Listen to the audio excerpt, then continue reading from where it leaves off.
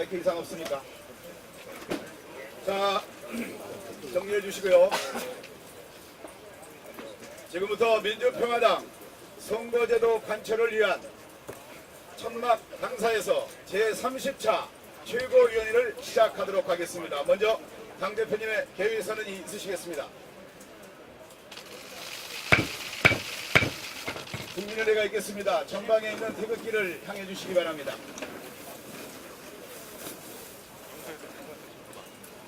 국회에 대하여 경례!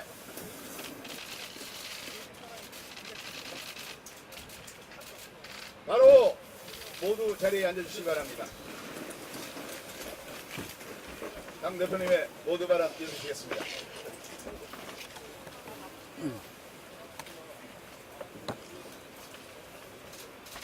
2018년 12월 13일 오늘부터 민주평화당은 민심 그대로 연동형 비례대표 관철을 위한 천막당사 투쟁에 돌입합니다.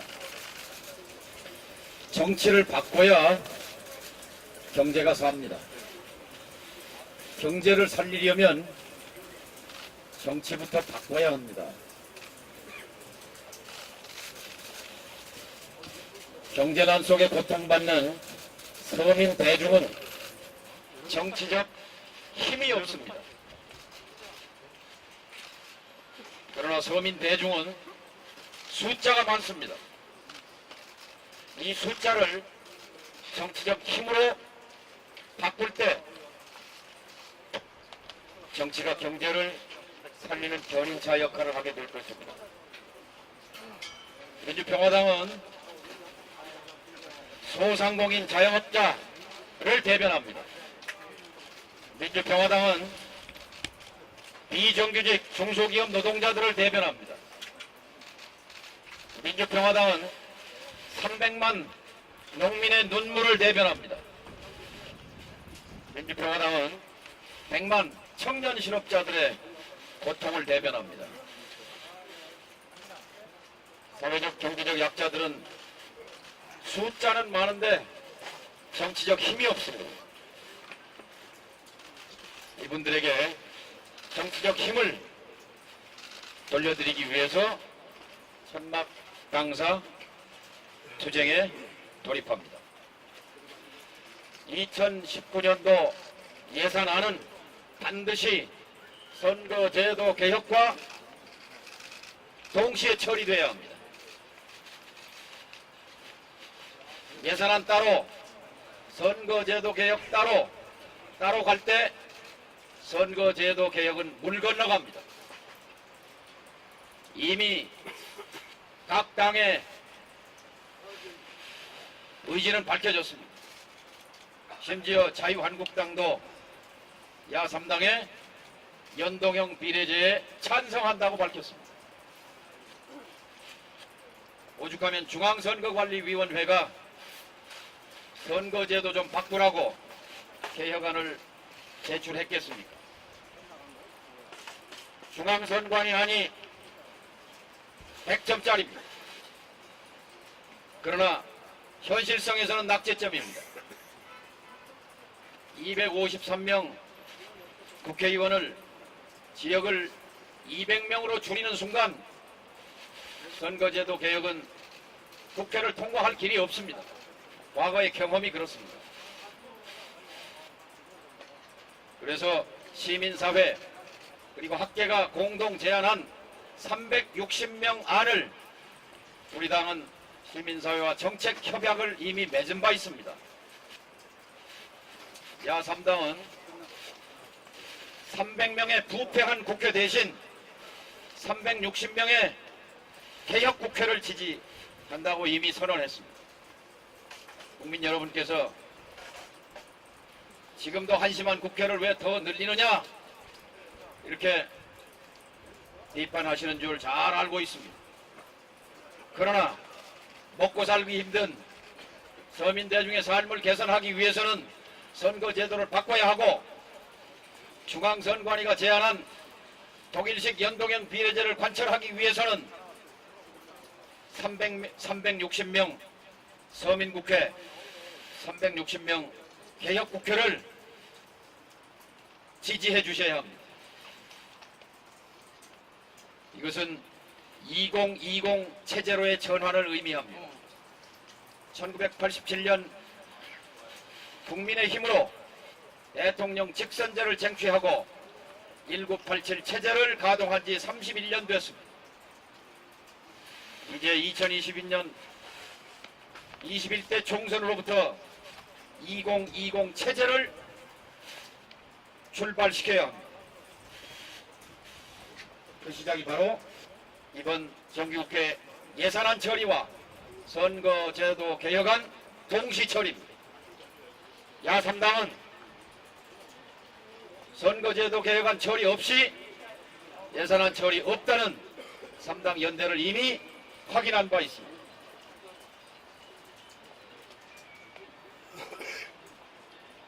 오늘 우리가 먼저 이 비오는 중에 선박강사 투쟁에 돌입했습니다. 이제 야3당과 함께 그리고 시민사회와 함께 그리고 국민과 함께 공동투쟁을 통해서 반드시 국민의 삶을 개선하기 위한 정치제도 개혁, 선거제도 개혁을 민주평화당의 당의 운명을 걸고 관철할 것을 다짐합니다. 감사합니다. 네, 다음은 장병환 원내 대표님의 발언 있으시겠습니다. 모든 국민의 표는 동일한 가치를 가져야 합니다. 선거의 사표를 줄이는 것이 곧 선거 개혁이고 정치 개혁입니다. 너무나도 당연한 이 주장을 완성시키자는 것이 바로 연동형 비례대표제입니다. 연동형 비례대표제는 정당을 위한 것이 아니고 국민들을 위한 것입니다. 연동형 비례대표제 도입의 소극적인 거대 양당은 자신들의 이익을 위해 정치의 주인인 국민의 권리를 외면하고 있는 것입니다.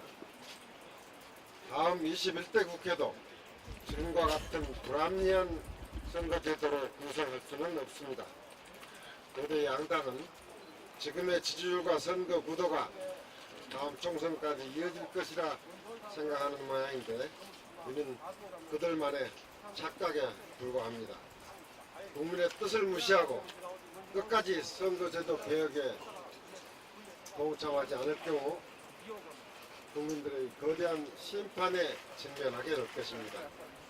오늘부터 천막을 치고 선거제도 개혁이 완성될 때까지 국민들과 함께 싸워갈 것입니다. 우리 정치사에 가장 큰 의미로 기록될 선거제도 개혁이 거대 양당의 이기심으로 무너지지 않도록 민주당과 한국당은 즉각 선거제도 개혁의 진정성을 가지고 동참하기를 강력히 촉구합니다. 네, 다음은 윤석열 수석 최고위원님의 발언 있으시겠습니다. 예, 요즘 문재인 대통령과 민주당의 행보를 보면은 엇박자를 내는 부분들이 참으로 많이 있습니다. 이해하기 참으로 어려운 그런 현상이라고 생각합니다. 짜고 치고 있느라고 그러는 것인지 아니면은 문재인 대통령이 내임덕이 벌써 온 것인지 참으로 이해하기 어려운 부분입니다. 쌀 직불제 목표 가격을 먼저 말씀을 드리겠습니다. 문재인 대통령께서 시정연설을 통해서 급조하게는 할 수 없지만은 물가 상승률 정도는 반영을 해서 쌀 목표 가격을 정할 것이다라는 취지로 시정연설을 한 바가 있습니다. 그러나 결국 민주당에서 나온 안은 보면은 당초 18만 8,200원에서 겨우 19만 6천 원으로 쌀 목표 가격을 제시를 하고 있습니다. 만약에 물가 상승률을 제대로 반영을 했더라면은 또 거기에다 욕심을 내서 쌀 생산비 증가율을 감안한다면은 오래전부터 우리 민주평화당에서 주장하고 있는 24만 5천 원은 분명하게 확보가 되었어야 할 일입니다. 그런데 웬일인지 대통령께서는 물가 상승률을 감안해서 조정했으면 좋겠다라는 그런 뜻을 국회 시정연설을 통해서 분명히 밝혔음에도 불구하고 민주당에서 나오는 태도는 물가 상승률에도 턱없이 부족한 그렇게 협상을 내보이고 있는 것입니다. 선거제도 개혁도 마찬가지라고 생각합니다. 문재인 대통령께서는 여러 차례 과거 발언은 놓아두고라도 최근에 여야정 협의체에서의 발언이라든지 아니면 출국 전의 발언이라든지 연동형 비례대표제를 받아들여라 이렇게 이야기를 했음에도 불구하고 이해찬 대표를 비롯한 민주당에서는 엇박자를 내는 이야기를 하고 있습니다. 안 하겠다라고 했다가 민심이 좋아지지 않자 걷어들이는 그러한 애매한 행보를 거듭보이고 있는 것입니다. 그 외에도 문재인 대통령과 민주당이 엇박자를 내고 있는 부분들은 참으로 많이 있습니다.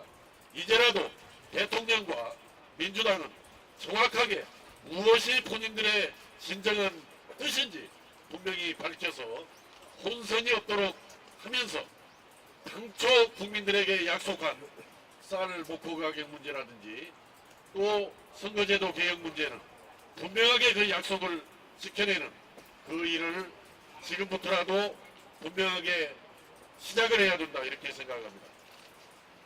혹시라도 그동안에 혼선이 있었던 부분에 대해서는 분명하게 사과하고 원래 국민에게 약속한 대로 지켜나갈 것을 엄중하게 촉구합니다. 네, 감사합니다. 다음은 최경환 최고위원님 발언해 주시겠습니다. 오늘 아침 협력해 주신 당원 동지 여러분께 감사드립니다. 어제 광주에서 선거제도 개혁을 위한 천정배 전 대표님의 초청 강연회가 성황리에 열렸습니다. 시당위원장으로서 많은 관심을 가져주시고 참석해 주신 광주 시민들과 민주평화당 당원 여러분께 감사드립니다. 또 당내 선거제도 개혁 TF 책임자로서 말씀드리겠습니다. 앞으로 민주평화당은 광주를 시작으로 전남, 전북, 서울 등에서 선거제도 개혁 관철을 위한 대국민 홍보 활동을 전국적으로 확산시켜 나갈 것입니다. 오늘부터 선목 당사를 시작으로 광화문, 이순신 장군 동상 앞 사거리, 또 국회 앞에서 1인 피켓 시위, 또 서명운동, 당부 배포 등의 활동을 해 나갈 것입니다. 여기에는 앞으로 정의당, 바른미래당도 함께 해 나가리라고 생각합니다. 말씀드렸던 것처럼 선거제도 개혁 관철을 위해서는 예산안과 선거제도 개혁이 동시에 처리돼야 한다는 것이 우리 민주평화당의 입장입니다. 민주평화당은 선거제도 개혁이 관철되는 그날까지 강력을 총 집중할 것입니다. 트럼프 대통령이 G20 정상회의에서 문재인 대통령과 회담을 갖고 김정은 위원장은 서울 방문에 대해 공감대를 표명했습니다. 이제는 김정은 위원장께서 서울 답방에 대한 입장을 밝힐 때입니다. 12월에 접어들었기 때문에 연내 답방이 성사되려면 일정이 아주 빠듯합니다. 일정과 의제도 조율하는 시간이 필요합니다. 평양 공동선언에 합의했던 남북 군사합의 이행이 비교적 속도를 내고 있고 남북 철도 연결 공동조사도 시작됐지만 합의 사항들이 빠르게 이행되고 있다고 보기는 어렵습니다. 남북 군사공동위원회, 철도 연결 착공식, 북측예술단, 남측 공연 등의 일정이 김 위원장의 답방과 연동되어 있습니다. 비핵화의 실질적인 진전이 없이는 남북관계도 추가 진전이 어려운 구조입니다. 북미관계 진전이 있어야 남북관계도 진전이 있을 수 있습니다. 특히 경협사업은 대북 제재로 본격적인 이행이 어려운 상황입니다. 북미 정상회담 전에 김 위원장의 서울 답방이 이루어져서 부착 상태에 빠진 북미 간 비핵화 협상의 불씨가 되살아날 수 있기를 기대합니다. 우리 민주평화당은 김정은 국방위원장의 서울 답방을 환영합니다. 네, 이상입니다. 예, 다음은 허영 최고위원님 발언이 있으시겠습니다.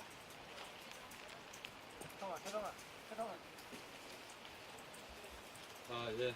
저 허영 최고위원입니다. 정부 예산 처리 법정 시한을 넘겼습니다.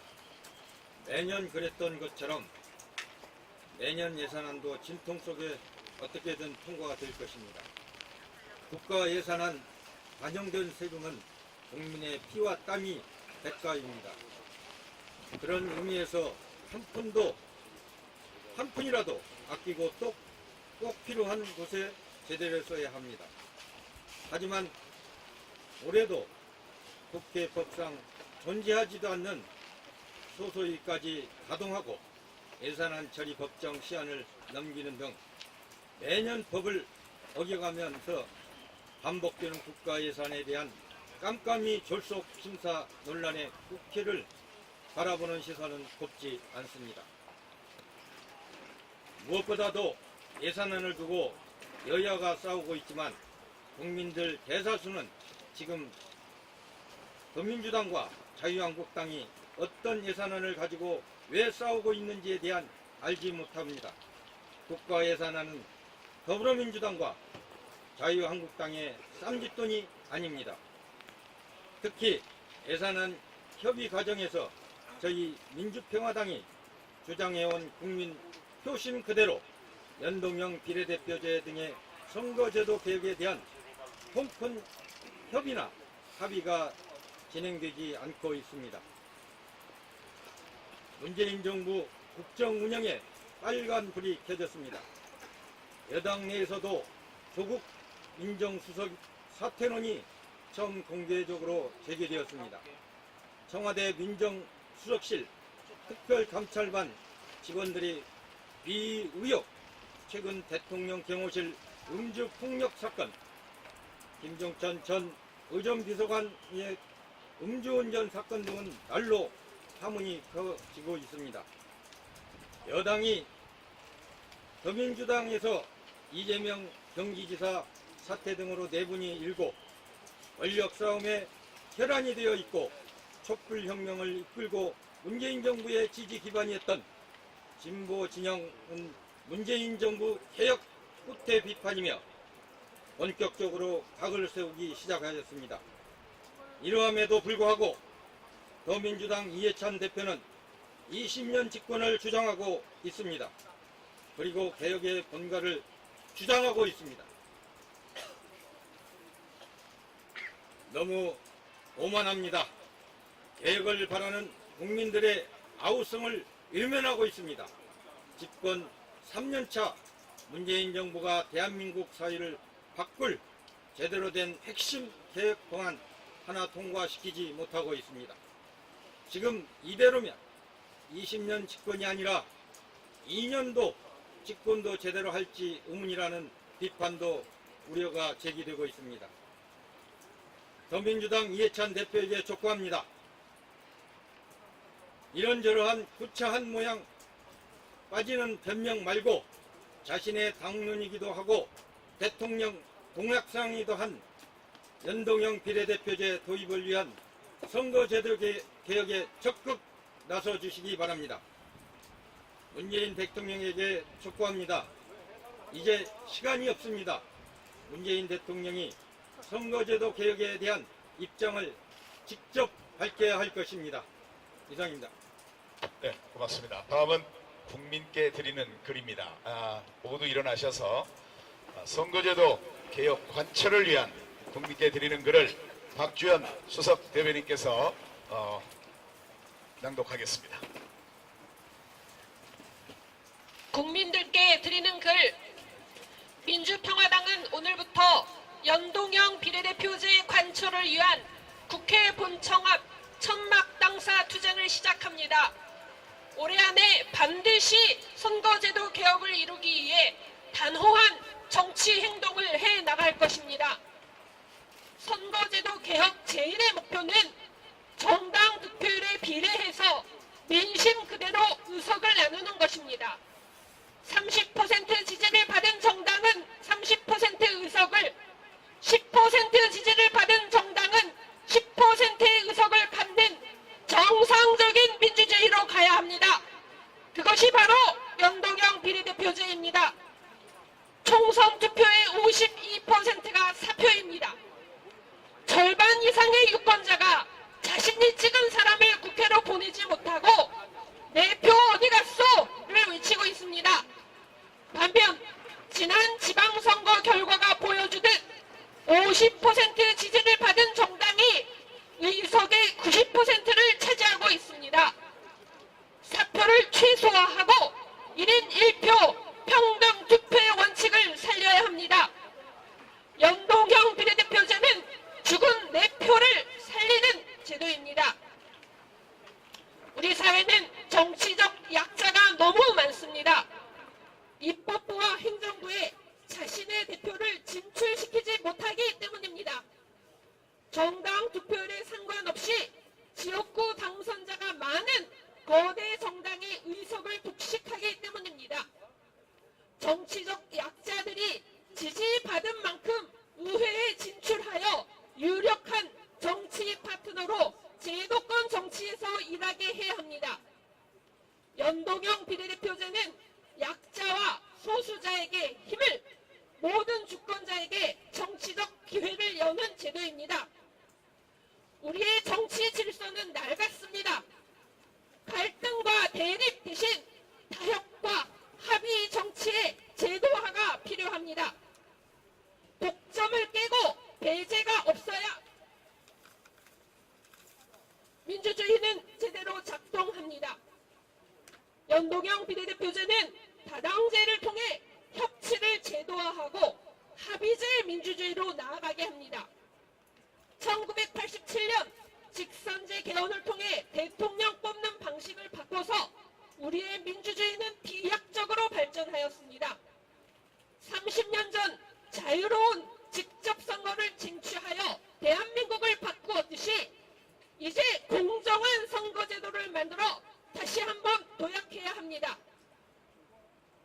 선거제도 개혁을 두고 거대 양당과의 본격적인 싸움이 시작되었습니다.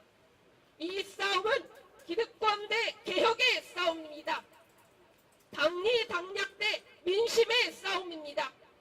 당연히 개혁과 민심이 이길 것입니다. 정의롭지 못한 선거제도를 유지하려는 거대 양당의 기득권과 꼼수는 민심과 시대 정신을 결코 이길 수 없습니다. 민주평화당은 민심 그대로만 보고 뚜벅뚜벅 하겠습니다. 민주평화당이 있어 공정한 선거제도 개혁이 가능했다는 역사적 평가를 받기 위해 최선을 다하겠습니다. 연동형 비례대표제를 동의하는 야3당과 함께 그리고 시민사회와 공동행동하며 모든 것을 걸고 싸우겠습니다. 국민 여러분과 함께 하겠습니다. 감사합니다. 모두 자리에 앉아주십시오. 잘했어. 네, 오늘은 소리가 딱 어울려. 의결사항 안건 없습니다. 보고사항만 3가지가 있는데 시간이 어떠신지 대표님 괜찮은지 모르겠습니다. 서면으로 대체합시다. 예, 그럼 서면으로 대체하고 제30차 최고위원회 회의를